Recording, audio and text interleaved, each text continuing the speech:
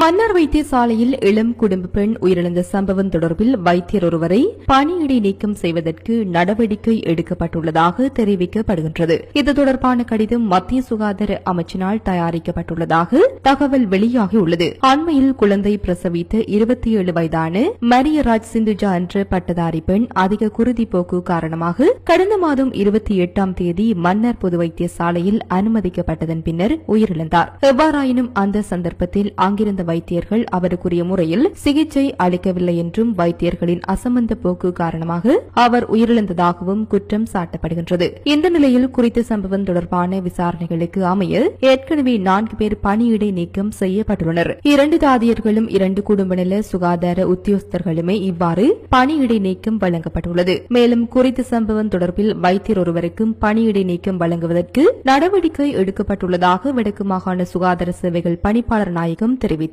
எனினும் இதுவரையில் குறித்த கடிதம் மன்னார் மாவட்ட பொது வைத்தியசாலையை சென்றடையவில்லை என்று வைத்தியசாலை தகவல்கள் தெரிவிக்கின்றன. அதே நேரம் மரியராஜ் சிந்துஜாவின் மரணம் தொடர்பில் நேற்றைய தினமும் மத்திய சுகாதார அமைச்சின் அதிகாரிகள் குழுவொன்று மன்னார் மாவட்ட பொது வைத்தியசாலைக்கு சென்று விசாரணைகளை மேற்கொண்டுள்ளதாக தெரிவிக்கப்படுகின்றது.